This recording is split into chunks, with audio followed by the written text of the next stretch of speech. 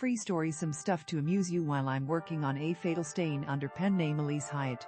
High stakes click. The question is always how far you're willing to go to get what you want. Kill or be killed. Betray or be betrayed. Win or lose. At each step, you place your bets, you take the result. You don't cry about it. There's no one to cry to. Click. If there were anyone to cry to, the world wouldn't be in the mess it was in.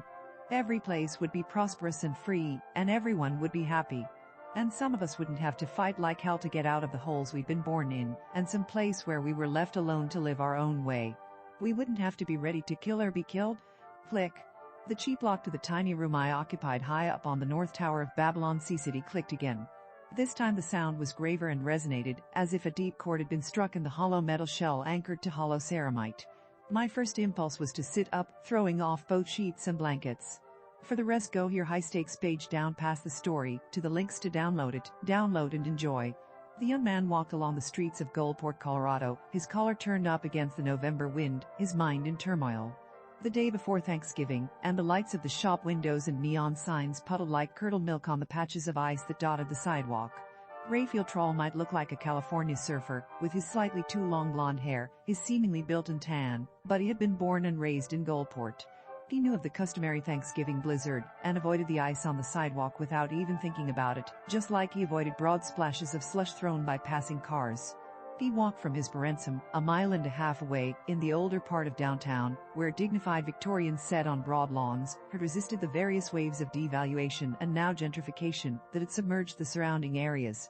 His feet had brought him, as they so often had when he was much younger, to the shabby splendor of Fairfax Avenue, which ran in a straight line the length of Gulfport, and where used bookstores competed for attention with diners, with head shops, with used CD stores, with craft shops. As a young boy, he had frequented the comic book store he was now passing. Later on, his interest had moved to the specialty mystery bookstore down the street. And he, his entire class, really had gathered at the Athens down the street for milkshakes and burgers and conversation. Go here, sweet Alice page down past the text, download and enjoy. The Private Wound, and this is a collection of some of my Elizabethan short stories. As many of you know, I spent so much time in Elizabethan England I probably should pay taxes there. This is I think 4 short stories, 2 The Private Wound and Young for Timbers, which kind of is not Elizabethan, but sort of is, which have never been published anywhere else. Elizabeth first heard Robin's voice in the choir, after Compline.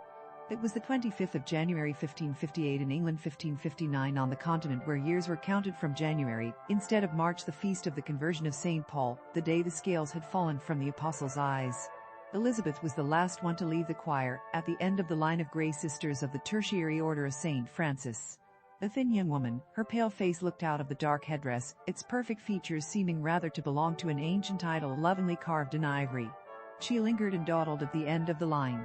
If pressed, she might confess that she wanted nothing more than a respite from the company of the other nuns, like her, cloistered prisoners of this inglorious convent. A respite from company and a moment alone. Even into the cloister walls, news from London had slipped. Queen Mary had died and the crown of England was tossed, like a child's glittering toy, between many contenders. And in this convent, in a distant province, great Henry's other daughter walked apace at the end of a line of quiet women, while disordered thoughts ran through her head like masterless horses. The Private Wound, you know the drill. I promise new stuff soon. If you like this content and want to support this channel, the blog, and Sarah's continued writing, please like and subscribe.